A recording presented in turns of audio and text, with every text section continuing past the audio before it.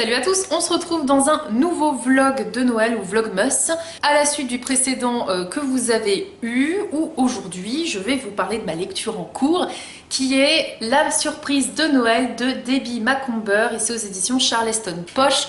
Je ne vous cache pas que je n'aime pas du tout cette couverture, même s'il y a ce qu'il faut de Noël. J'aime pas, je n'accroche pas, mais l'histoire franchement me tentait énormément, donc c'est pour ça que je l'ai pris. Easy Cash, en plus j'ai encore l'étiquette. Je vais vous lire les résumés, comme ça vous saurez de quoi ça parle. Noël, la neige, les illuminations, les chocolats chauds au coin du feu, une invitation à l'amour. Pas pour Mary, en ce moment c'est même le cadet de ses soucis. Entre une famille trop présente, les préparations de cette fête qu'elle adore et un patron exigeant, autoritaire, elle n'a pas le temps de chercher l'âme sœur, alors quand sa mère et son frère lui créent un profil sur un site de rencontre, c'en est trop. Elle entre dans une colère folle, mais bientôt, malgré elle, Mary se laisse prendre au jeu. Surtout quand elle fait la connaissance d'un charmant inconnu, un homme qui partage ses goûts et centres d'intérêt. Et si c'était lui, enfin, l'homme idéal, et là, celui qui se présente au café où ils se sont donné rendez-vous est bien le dernier qu'elle aurait imaginé pour le rôle. J'ai une petite idée de qui est ce monsieur, en n'ayant lu que 30 pages, hein, je l'ai commencé ce matin, donc on est le 11 décembre. Je l'ai commencé ce matin, j'ai lu que 30 pages, donc j'ai lu que ça. Mais j'ai déjà une idée de qui va être le prétendant. Je verrai bien si je me suis trompée ou pas. Pour le moment, le peu que j'ai lu, j'aime bien. Et le personnage de Mary me fait beaucoup penser à moi sur certains aspects. Donc je verrai bien, je vous en reparlerai quand j'aurai avancé.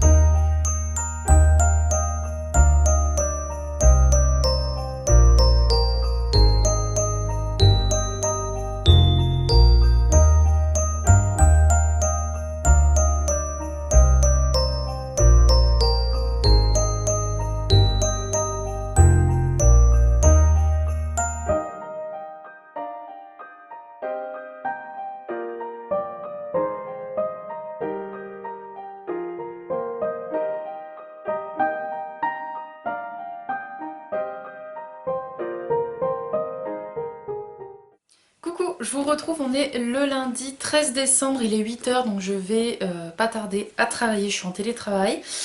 Je reviens parce que j'ai terminé de lire La surprise de Noël de Debbie Macomber et honnêtement j'ai lu hyper rapidement.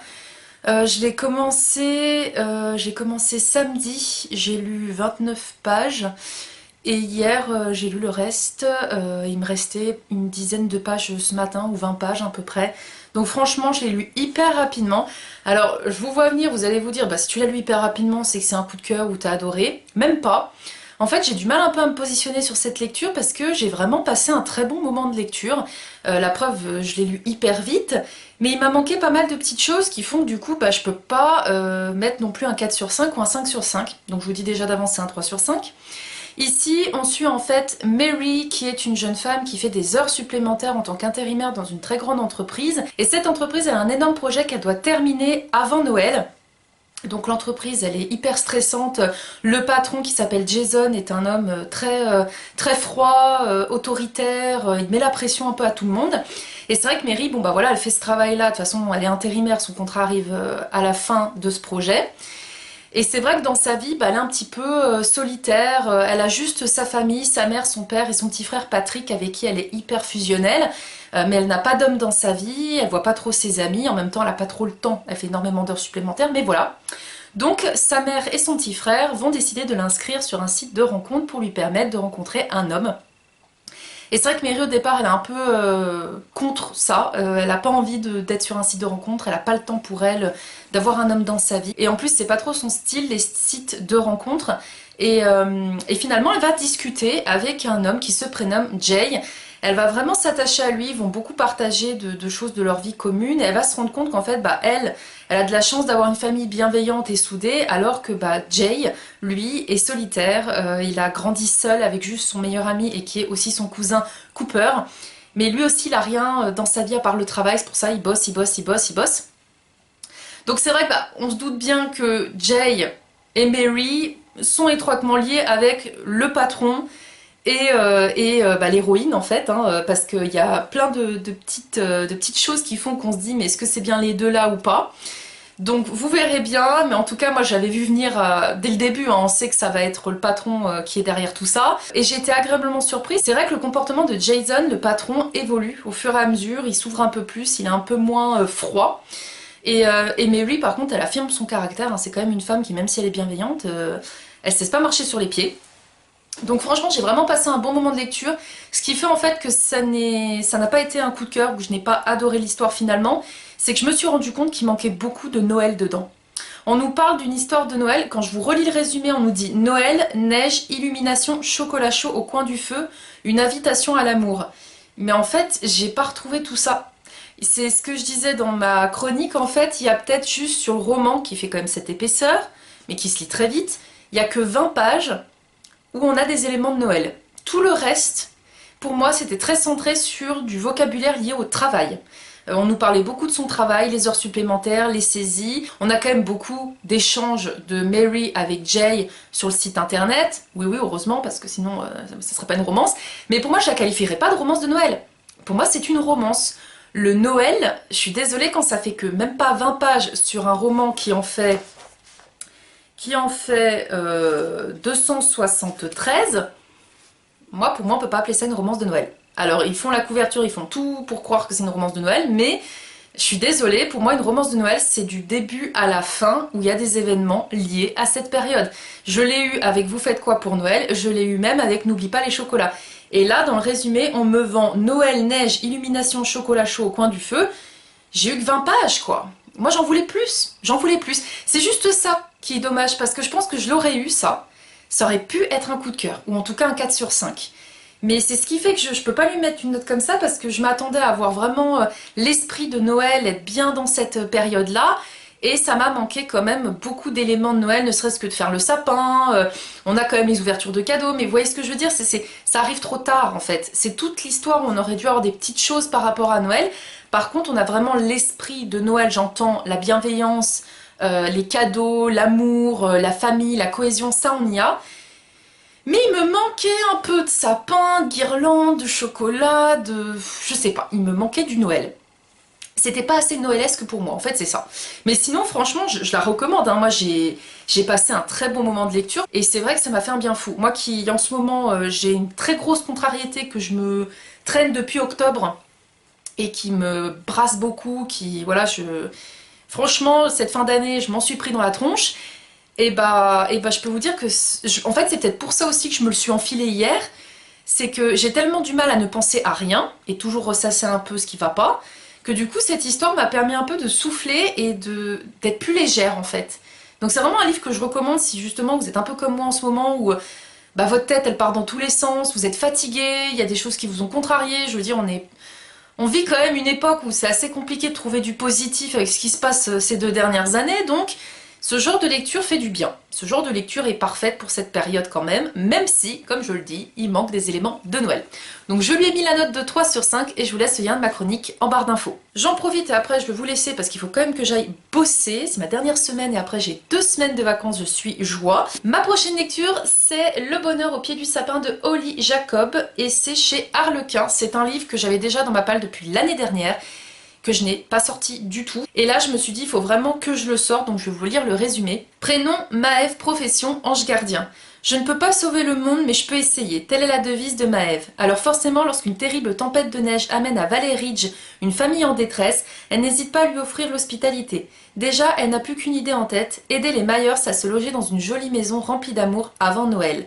Et là, si tout le monde dans la petite ville lui propose de l'aide, Maëv se heurte vite à Aaron Holder. Aaron, son nouveau voisin qui, non content de compromettre ses plans, ne semble absolument pas prêt à se laisser gagner par l'esprit de Noël. Là, à mon avis, on va avoir affaire encore à un Grinch.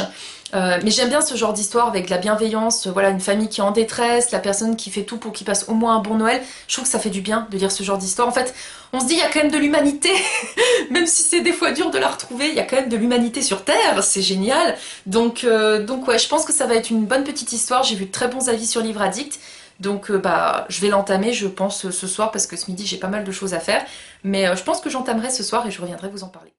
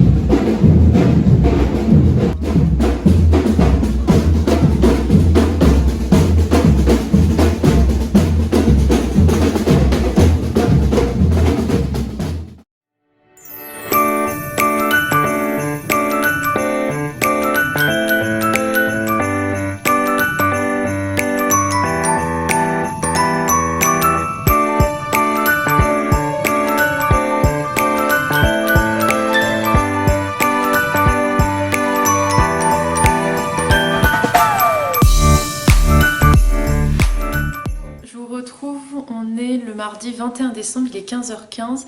Ça fait super longtemps que je suis pas revenue vous parler par ici. Vous avez vu pas mal de petits points de vue de marché de Noël, parce que j'en ai fait pas mal cette année entre le marché de Thonon, pour une fois qu'il y en a un qui est vraiment pas mal. Celui d'Évian, c'est plutôt les flottins. C'est des grandes statues en bois. Souvent, c'est fait aussi par des enfants. Et le marché de Noël de Montreux. Et tout dernièrement, celui d'Annecy. Je vous cache pas, j'étais pas revenue aussi parce que je vous filmais, j'étais aussi au travail, donc avec beaucoup de boulot en cette fin d'année comme toujours. J'ai été très fatiguée, j'ai eu un coup de mou, un coup de moins bien, enfin voilà. Et là je reviens parce que depuis vendredi 17 décembre, je suis en vacances pour 2 semaines et je suis en vacances jusqu'au 3 janvier inclus. Donc c'est cool, je vais pouvoir me reposer. Au programme, c'est beaucoup de lecture si je peux. Je vais pas mal bouger aussi, voir ma famille. Et puis, comme d'hab, faire du sport. J'avais un petit peu arrêté ces derniers temps à cause de la fatigue et je m'écoute. Quand je suis trop fatiguée, j'arrête. Mais là, j'essaie de me remotiver, de me rebooster parce que le sport, ça me fait du bien quand même.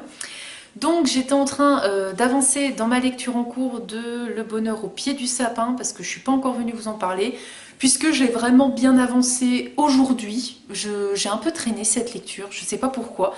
Pourtant c'est une lecture qui est vraiment mignonne, qui est assez sympa. On suit en fait Maëve qui est une jeune bibliothécaire qui travaille aussi dans une entreprise de vin. Et en fait, un beau jour, elle va voir un camping-car garé devant sa toute petite maison et dedans il y a un couple avec un petit enfant et la jeune femme est enceinte jusqu'au cou et elle devrait accoucher vers Noël. Cette famille en fait a dû quitter leur ville puisqu'ils n'ont plus de maison, le mari n'a plus de travail, ils ont uniquement un camping-car qui est vraiment vétuste et ils se retrouvent à échouer dans la ville de Valley Ridge. Durant justement une tempête de neige et du coup Maëve va leur proposer de les aider. Elle va leur proposer notamment de partager le couvert avec elle pendant Thanksgiving et c'est vrai qu'elle va tout faire pour aider cette famille pendant justement cette fête de Noël parce que Maëve a déjà été dans le besoin par le passé avec sa maman. Elle a eu des personnes qui ont eu le cœur sur la main, qui ont été bienveillants et qui l'ont aidée avec sa mère et ça lui tient à cœur. Elle dit, c'est vraiment sa phrase, je ne peux pas sauver le monde mais je peux essayer. Et elle va vraiment tout faire pour cette famille. Donc là, j'en suis arrivée à la moitié aujourd'hui. C'est une lecture vraiment très douce. Après, je dirais pas que je suis à fond dedans ou que c'est la lecture de l'année au niveau de Noël. Pas du tout. Mais c'est plutôt une lecture qui est émouvante. Voilà. Je suis habituée, c'est vrai, à lire des histoires de Noël plutôt comiques. C'est en tout cas mon genre de prédilection, un peu les romances, comiques ou même un livre comique. Pour Noël, j'aime vraiment bien. Les livres un peu comme ça, émouvants, ça a tendance un peu des fois à m'attrister en fait. De voir qu'il y a des personnes qui peuvent être dans le besoin, on le sait très bien, on le voit tous les jours à la télé, mais je suis une personne hypersensible, donc lire des passages avec des personnes dans le besoin qui souffrent ou qui n'ont rien demandé et qui ont vraiment de la malchance, ça me fait de la peine. Donc cette lecture, vraiment, elle me touche. Les personnages sont très attachants. Le couple qui est dans le besoin est très attachant avec leur fils Karl. Maëve est un personnage assez énigmatique parce que c'est une femme qui est hyper réservée, qui ne veut pas trop parler d'elle, qui ne veut pas être aidée, mais par contre, elle a le cœur sur la main et elle est prête à tout pour les autres. Et franchement, je lui dis chapeau parce que c'est pas évident d'être toujours dans le bon, d'être toujours juste, d'être toujours gentil. On a toujours un petit côté aussi, des fois, le petit ange, le petit démon, et ça peut pencher dans la balance. Mais elle veut faire le bien et elle est prête à tout, voire même, je pense que c'est rare des personnes qui vont avoir le cœur sur la main comme elle l'a et de faire ce qu'elle essaye de faire en tout cas. Je vous dis rien, vous découvrirez dans l'histoire. Et on a aussi un personnage masculin qui s'appelle Aaron et qui est un personnage assez froid de premier abord, assez casse-cou, on n'a pas forcément envie de faire sa connaissance et d'être ami avec lui. Maëve d'ailleurs lui fait bien comprendre qu'elle ne l'apprécie pas. Mais lui, il va être intrigué par Maëve justement, par sa façon d'être, par sa bienveillance, sa gentillesse, et il va vouloir en apprendre plus sur elle. Je m'arrête là au niveau du résumé, je reviendrai vous en parler quand j'aurai terminé, mais c'est une lecture vraiment très touchante de Noël. On m'avait dit d'ailleurs qu'il y a des personnes qui l'ont adorée. Moi, j'irai pas dire que j'adore ma lecture, je passe un bon moment, mais c'est pas la lecture où je vais me jeter dessus et vouloir tout de suite me replonger dedans. La preuve, c'est comme je vous dis, même si ma dernière semaine de boulot était intense, j'avais pas spécialement envie de me replonger dans l'histoire au départ.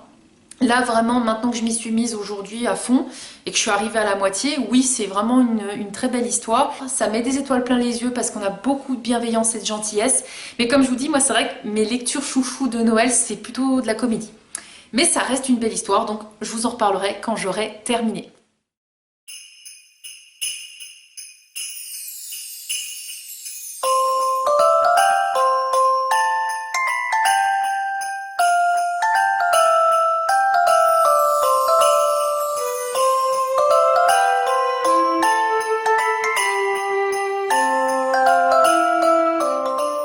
Vite fait vous faire un petit coucou puisqu'on est le 25 décembre, donc je voulais vous souhaiter un joyeux Noël. J'espère que quand vous verrez cette vidéo, Noël sera déjà passé. J'espère que vous aurez passé un très bon moment, que ce soit avec votre famille, vos amis, les personnes que vous aimez. Je sais qu'on est beaucoup à avoir des personnes qui manquent à table, qui sont parties et que c'est compliqué. Mais il faut rester dans l'optique de se dire qu'ils sont avec nous dans notre cœur et que même s'ils ne sont pas présents à la table, ils seront là quand même. Moi, je sais que Noël, avant, c'était vraiment la fête parce qu'il y avait ma grand-mère. Et puis qu'elle est partie, Noël a un goût différent. Et en plus, c'est vrai que je vous en avais parlé déjà dans le précédent vlog. Cette année, Noël, je l'ai moins ressenti que d'habitude. J'ai moins été dans le mood de Noël, malgré ces vlogmas. Malgré voilà, les trucs dans ce genre-là que j'ai sur la tête, je suis moins dans le mood de Noël que d'habitude. Mais les vlogmas, ça m'aide un petit peu à me vider la tête et à essayer en tout cas de ressentir ce genre d'émotion que j'avais pour cette fête que j'aime tant. Mais j'ai échangé avec beaucoup de personnes sur Instagram qui m'ont dit elles étaient pareilles, que cette année c'était pas un Noël comme d'habitude, que déjà l'année dernière c'était pas le cas.